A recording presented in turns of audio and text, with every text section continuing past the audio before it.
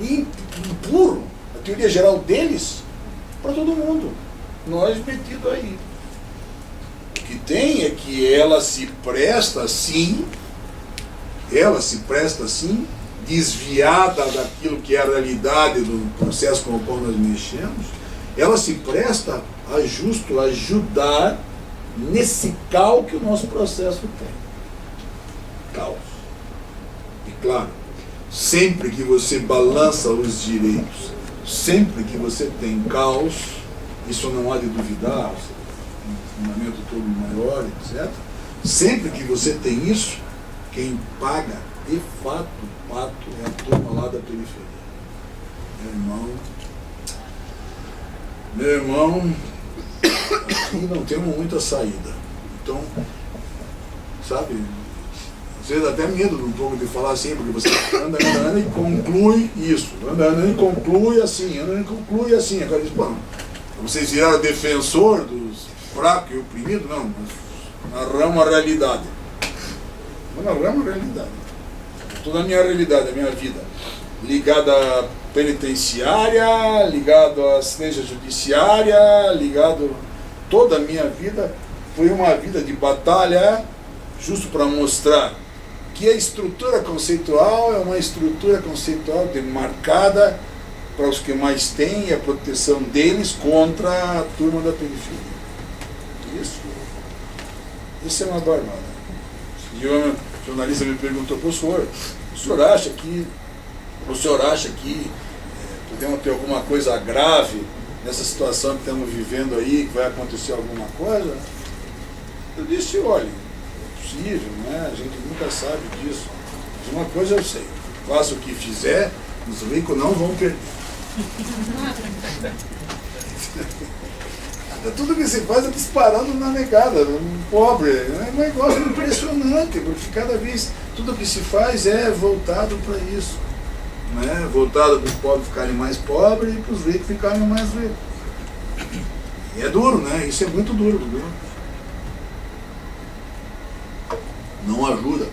Não ajuda sequer a nós nos engrandecermos com alguma coisa que como direito possamos apresentar à sociedade e dizer, nos respeitem, porque nós tratamos de cuidar dos direitos de uma maneira igualitária, para todos, do direito de todos.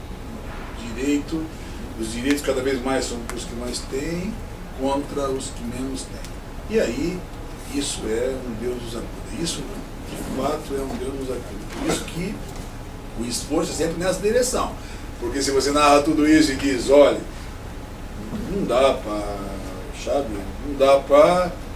para chamar Chico de Francisco, não é a mesma coisa do que se trata, preciso construir alguma coisa diferenciada, é assim, é preciso construir, mas sobretudo é preciso levar a sério. Não adianta construir nada. As estruturas jurídicas, eminentemente elaboradas, culturais, se não forem levadas a sério, o Eduardo tem razão, se não forem levadas a sério, não é? Se prestam àquilo que ideologicamente, então o que eu estou dizendo é isso, se manipulam ideologicamente para beneficiar os que mais têm. E sempre se reforma para manter, se reforma, se muda para ficar sempre como está. É bem Tancredi, né? Lá no Gato Pardo. Né? O tio aperta e o cara espana para dizer, opa, peraí, é preciso mudar para que fique tudo como está. Tudo quanto. Bom, com isso eu fecho aqui a base da teoria. E espero que tenha entendido que não tem, mesmo desse jeito tratado na rádio e tal, não tem aqui nada para ser ofensivo a ninguém. Simplesmente tem um embate de ideias, uma leitura da realidade, muito pelo contrário. Eu aprendi a admirar, bem de falar, não é? Nós devemos fazer alarde na Constituição a turma da casa, por exemplo. Visões diferenciadas de tempo, de espaço, etc. Gente com muito valor, um valor imenso. Então não tenho muito o que falar disso. Cada vez mais é preciso reconhecer isso. Não é uma questão de atacar ou não atacar, é uma questão de pensar diferente, pensar a partir da realidade, ter sensibilidade para poder tentar ajudar a ajustar as coisas. Essa coisa de sair disparando, sabe? Nem piada se faz, porque é muito sério demais e é preciso louvar. Então, nesse aspecto, sabe, é de fato um esforço. Mas, e aí é que vem o ponto, e aí é que vem o meu último ponto. Mas, independentemente de lá ou de cá, desse ponto ou daquele, de se poder sustentar uma teoria geral ou não, enfim, essas coisas que a mim parecem superadas, hoje nós estamos diante de um ataque, que não é um ataque àquilo que a realidade do processo penal demonstra, não é? Porque se tem 700, 800 mil presos, não precisamos muito mais falar da realidade, porque veja, a realidade pula fora. Marcelo sempre fez mais do que nunca pular fora uma realidade com a qual nós não temos muito o que conversar. Não é? Então nós sabemos onde está o alvo do processo penal, o alvo prioritário do processo penal, para onde o processo penal se volta. De novo, vem à tona o discurso de que o processo penal, e o direito penal se presta a isso, é um direito nosso contra eles. Vamos enveredar por essa questão, porque a mim parece uma coisa muito evidente, né? Um direito nosso contra eles.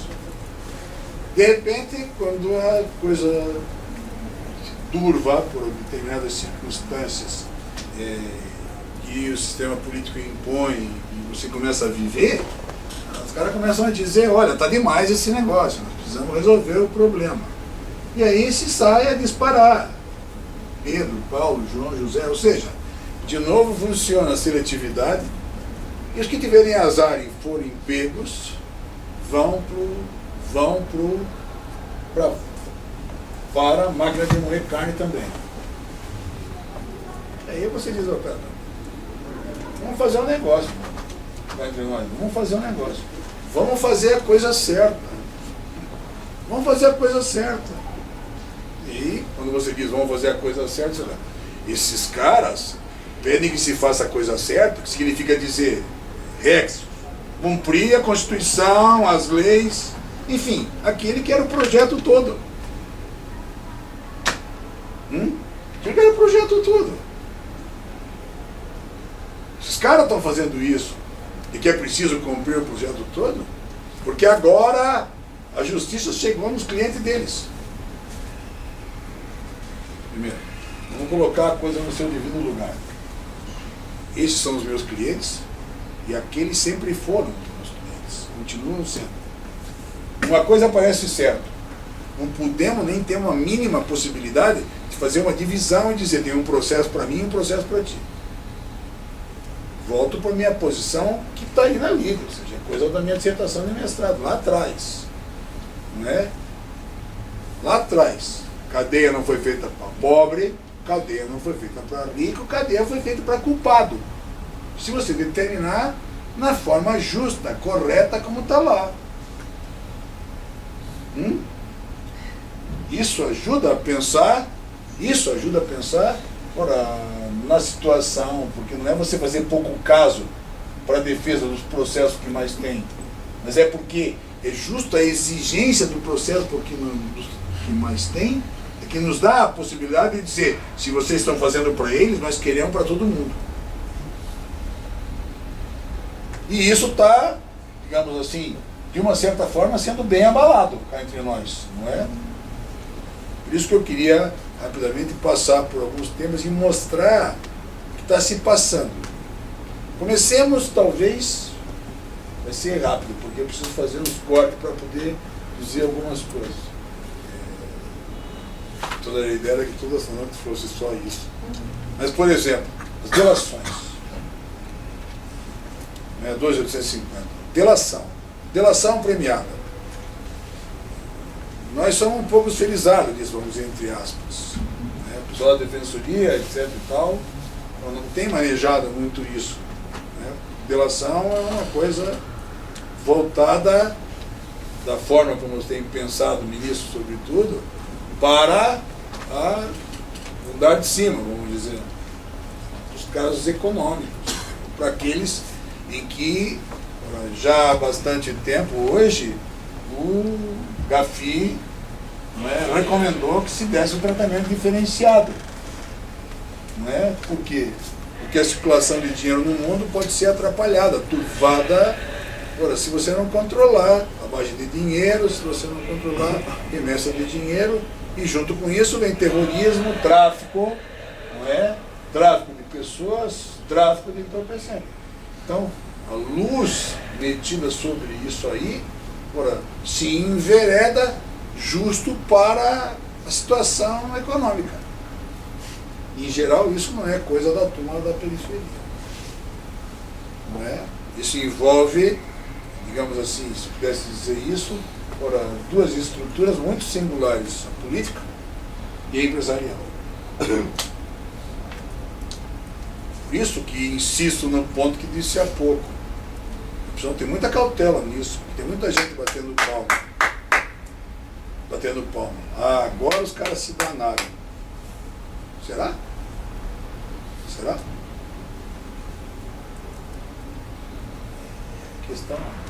Eis a questão da delação premiada.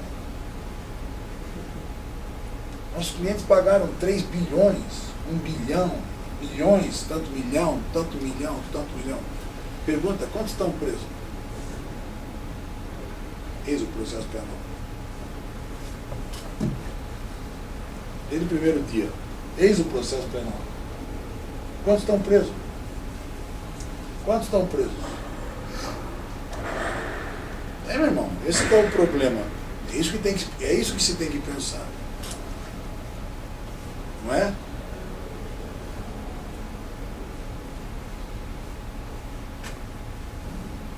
Interessante é isso. Agora eu não sei como vai ficar. Mas quando vem a delação por tráfico de entorpecente? Até onde isso vai, quanto vai resistir? Não é? É viável para um processo no qual o Estado está metido, que ele pactue para quebrar o princípio da confiança, imperioso para a existência de relações sociais, digamos, mais do que estáveis, éticas?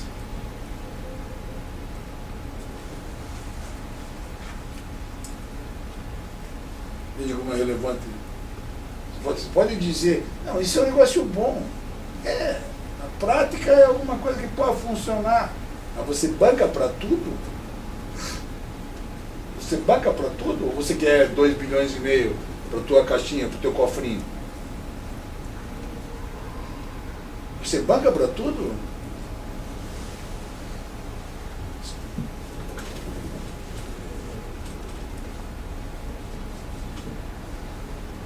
Se você para pensar um pouco sobre isso, veja, a estrutura do conteúdo do processo está quebrada. A estrutura do sistema se abala, porque você tem um sistema inquisitório, no qual você enfia, como se enfiou, um instituto da estrutura acusatória, sem a mínima noção, disse aquele dia, sem a mínima noção de como funciona por lá. E lá uma das coisas que tem e da forma como funciona é que as estruturas de processo são estruturas nas quais a limitação à prova é evidente, porque a garantia está junto na base processual, isso é levado a sério. Quer dizer, não é de qualquer maneira que se faz. Não é o que o cara diz é que vale como verdade absoluta.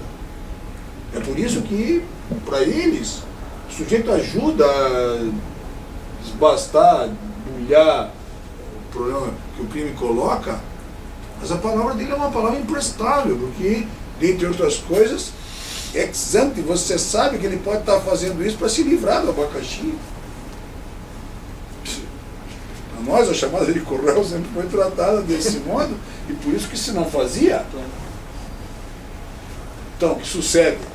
O sujeito faz acordo lá, cara, eles pegam aquilo para eles desenvolver investigação, descobrir os crimes que aconteceram, e a partir daí funcionar de outra maneira. Tem funcionado, é assim que tem funcionado aqui? Não. Porque num sistema inquisitório desse, com o juiz com poder sendo o centro do processo, aquilo que você diz a ele toma como verdade e está acabado. Porque se ele antecipa a decisão, muito mais, ele antecipa se alguém vai lá e conta contra você. Não pode contar contra você porque não gosta de comunista, por exemplo. Como você é, você paga, por exemplo.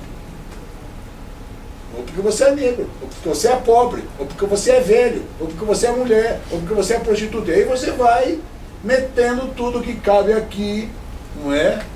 De modo que na seletividade você poder quebrar. Mas mais do que isso, de repente, você começa a escolher mesmo dentro das estruturas. Então, né? Então, eu mesmo fui, nós mesmo fomos advogados nos casos, tinham na largada 35 pessoas metidas,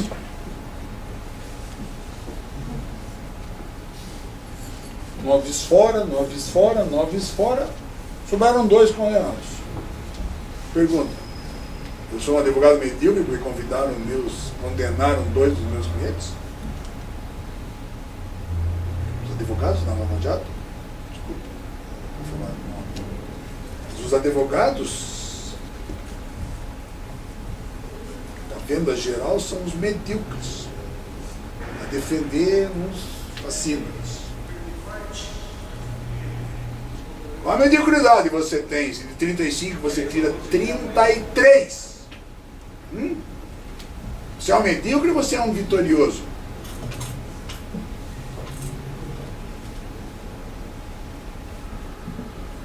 Mas é por isso que a coisa se presta. Porque daí se você fizer um acordo, para os outros 2 você paga 500 milhões, sei lá o quê. Estou na rua. A pergunta que fica é, veja, isso, minha avó dizia bulir, né? Bulir, né? Isso vai bulir. Com o que nessa estrutura? Tudo.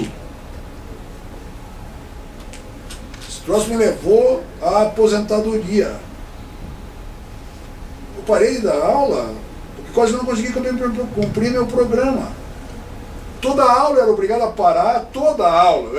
parar, e não era que nem aqui concentrado, né? Que eu posso passar por cima das coisas, eu era obrigado a parar. Toda aula, Maurício.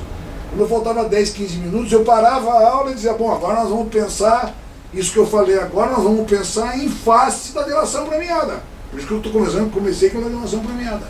Vamos começar em face da delação premiada. Esse absurdo dessa americanização brasileira, em que você pega aquela porcaria no sistema, coloca nesse sistema daqui, sabendo que é assim, não é? Entre nós, porque aqui a razão cínica está colocada, sabendo que é assim, não é? Mas você coloca aqui, e uma das coisas que produz é justo, aspas, uma destruição da própria estrutura processual. Então, vamos dizer, o processo acabou, veja, é quase uma situação anômica. O processo penal vive hoje uma verdadeira entropia. É uma situação anômica.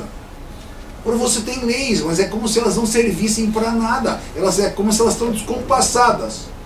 Quando que nós imaginássemos lei, não sei se foi o texto do Bredo aí, de 80, veja, antes da Constituição, inclusive, etc. Quando nós imaginávamos que direito ao vir prova no número legal estabelecido pudesse ser turvado, pudesse ser amputado, porque o juiz não quer ouvir, que se dane, e o tribunal abona embaixo.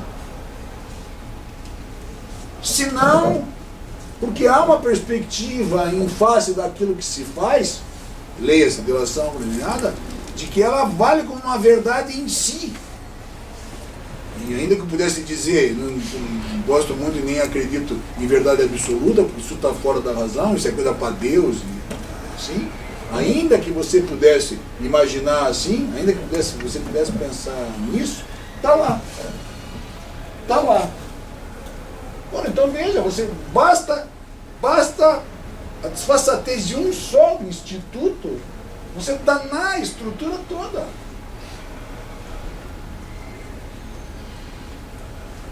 Caramba, você faz uma delação. Com isso você acaba fazendo um acordo. Dentro da regra constitucional, dentro do princípio da objetividade do Ministério Público, ele deve denunciar o cara ou não? Ele pode deixar o cara fora?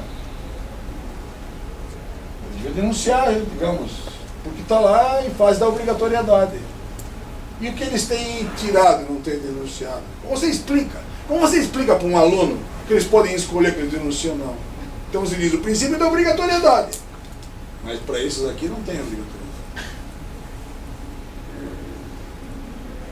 Se você pegar tudo que eu falei desde ontem, anteontem,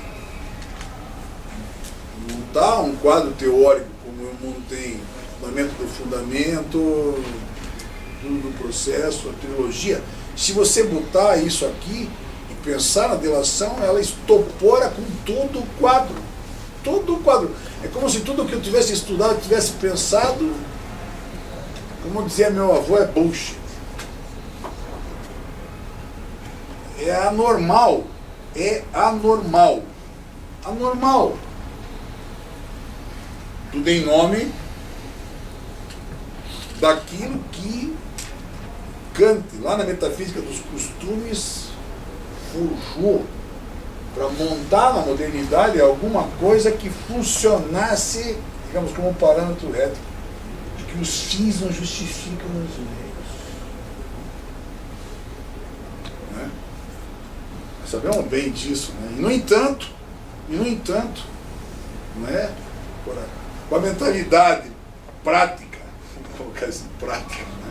com a mentalidade prática, com a qual se operacionalizam as coisas do common law, você vai fazendo. Só que não esqueçam nunca disso, mas não esqueçam de verdade, não esqueçam. Na estrutura do common law, o que vale são os remédios, o que vale é o processo, a estrutura de garantia, remit, procedure right. Coisa montada justo a partir daí. Por isso que o sistema de limitações à acusação é imenso. E vai respeitado, porque o cara diz, eu posso usar a prova. Mas você não pode pegar a prova de qualquer maneira. Mas eu posso usar o cabelo, mas não pode pegar de qualquer maneira. Mas eu peguei a arma porque o cara dispensou a arma dentro do lixo. Não tinha misturado o lixo ainda no caminhão, o lixo ainda era dele. Mas como o lixo ainda era dele? Ainda estava na esfera, mano. O cara leva a sério esse troço. Os caras montaram uma estrutura jurisprudencial e de precedente a levar a sério as garantias. Os caras vão lá, pegam o instituto, lá na estrutura acusatória, trazem para cá e enfiam aqui a estrutura, sabendo que é a estrutura inquisitorial e que se não precisa nada, ou que se não tem garantia nenhuma, ou que se não consegue garantir garantia nenhuma. Não se consegue garantir os direitos, não se consegue afirmar as garantias. E do ponto de vista do magistério, travando a vida de um professor que tem que dar aula do processo penal. O que aconteceu? Eu tomava quase 10 minutos, 15 minutos de cada aula, a ter que me debulhar, explicar essas coisas. Os coitados dos alunos não entendiam nada. Tudo que você está falando agora, você acabou de desdizer os 50 minutos de aula que você teve. Meu irmão, mas é que o processo penal é uma coisa, a estrutura do processo penal é uma coisa, a teoria do processo penal é uma coisa, mas na prática o que se faz é outra coisa. Por isso que o Alexandre tem que estar.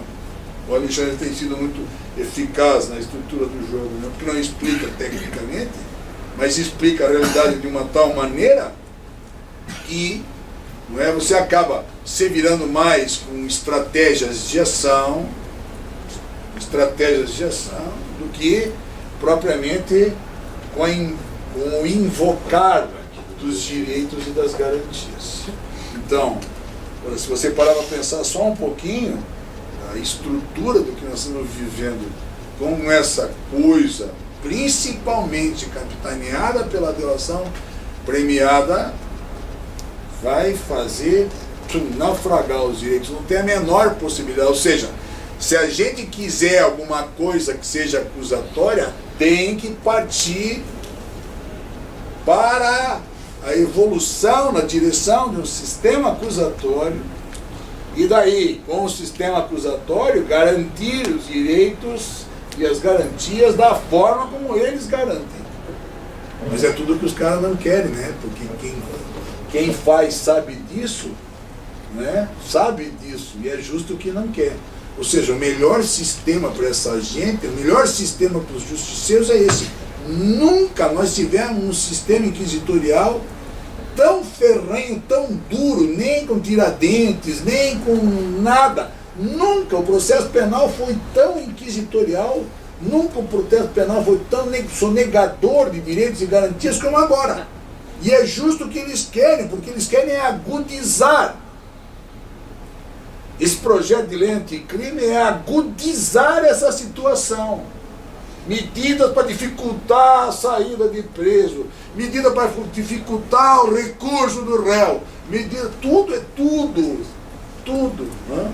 Prescrição, tudo, todas, tudo, não escapa nada daquilo que pudesse ser tomado como alguma coisa, sempre contra eles, e claro, contra eles os réus, e contra eles os réus da periferia, muito mais.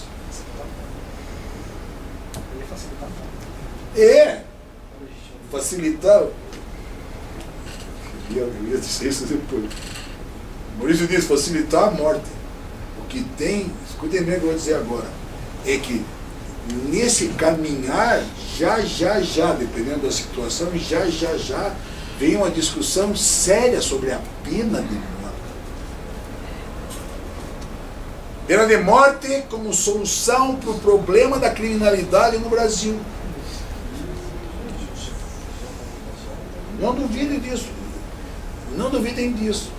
Porque eu, cético de que se podia chegar onde nós chegamos agora. Desabando a estrutura do processo, a teoria do processo que nós estamos desabando. Então, desde esse ponto de vista, o louvor vai, nesse aspecto negativo, né, vai para a delação premiada, ou seja, para discutir um monte para frente. Gatado aí está o whistleblowing ou informando bem. Então, que está diretamente ligado a isso, vai. Mas eu queria, em face dessas medidas, essa medida proposta, só um minuto falar, não é, do quanto o processo vai naufragar de fato com a questão do plea bargaining. Mano, nós trabalhamos, estudamos esse negócio já há algum tempo, porque lutando para a implementação de uma estrutura acusatória de verdade, que não seja essa fraude discursiva do sistema inquisitório que se apresenta como acusatório e tal, que produz tudo isso aí, justo porque é assim, não por aquilo que você enuncia, mas porque ele a gente vem pensando na estrutura, etc e tal, e algumas coisas se foi estudar, etc e tal, mesmo em português, que já tem em Portugal, Albergaria, Pedro Albergaria, por aí vai, e depois todas as reformas desde 99 do processo penal na América Latina, com a construção de códigos voltados para a estrutura acusatória, que levam necessariamente a acompanhar, de uma certa medida, a estrutura americana. Portanto, o bargaining vem como mecanismo de se ter acordos, né? Deal, agreement, bargain.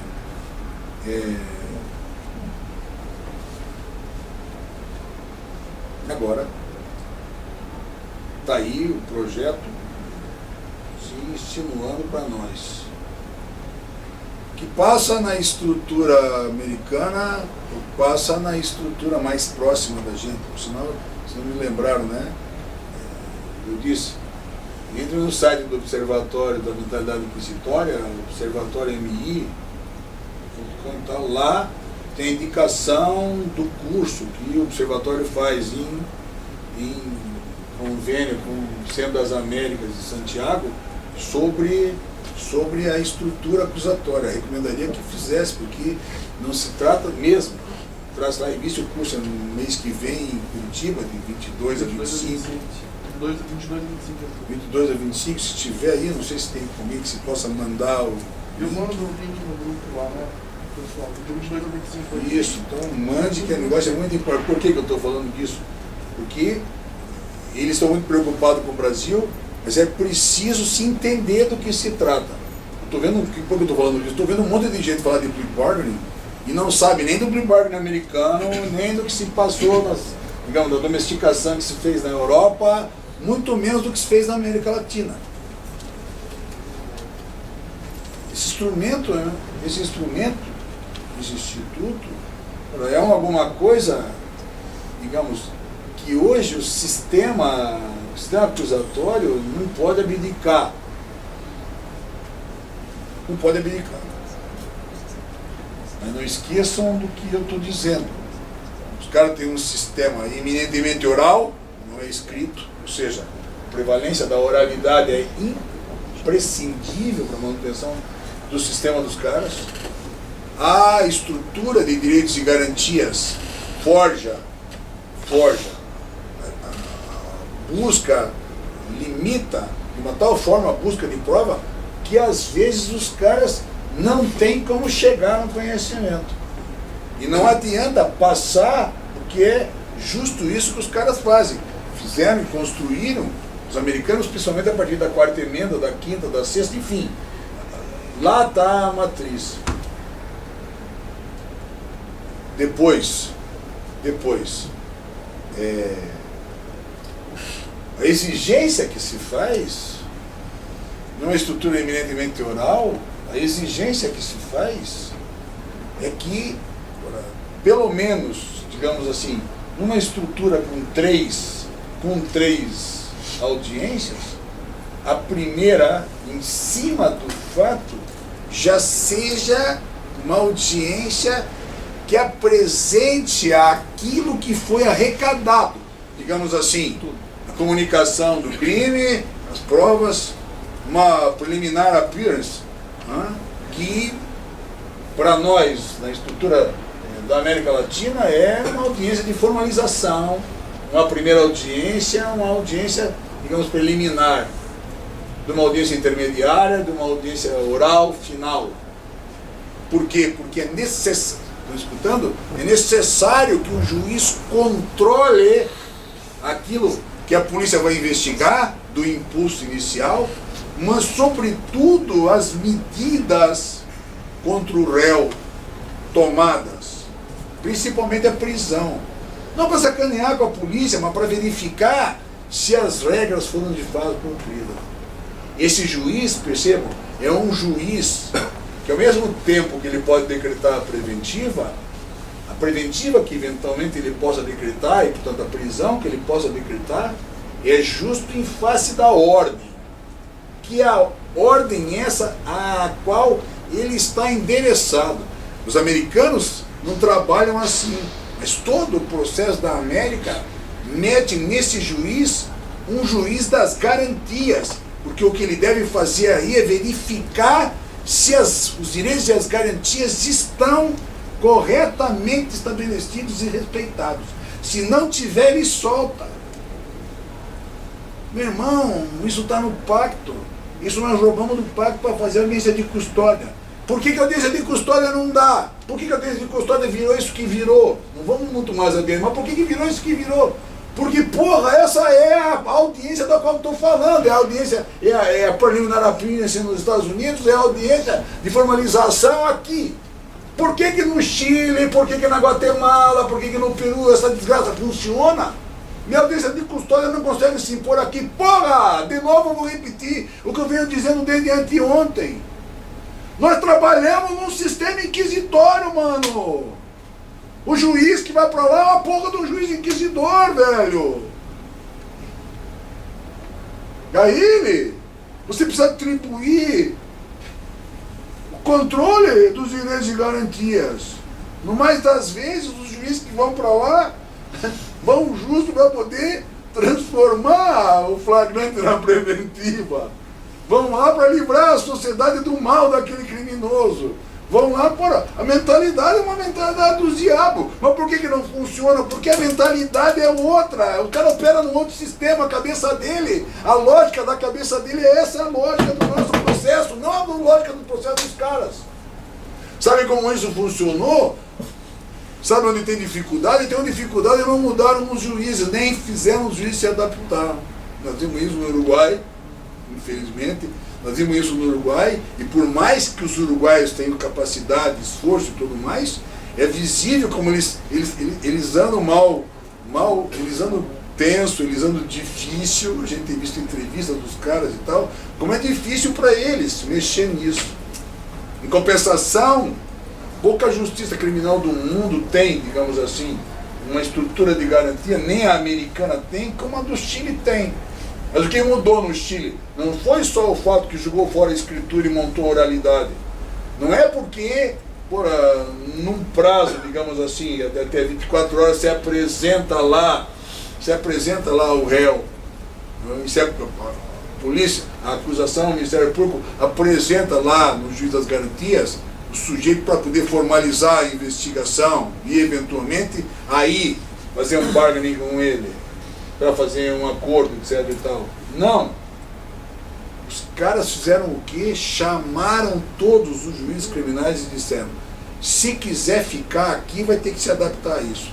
Não sei bem, mas acho que uns 5 ficaram. Quem não quiser pode se aposentar e vai embora aposentar.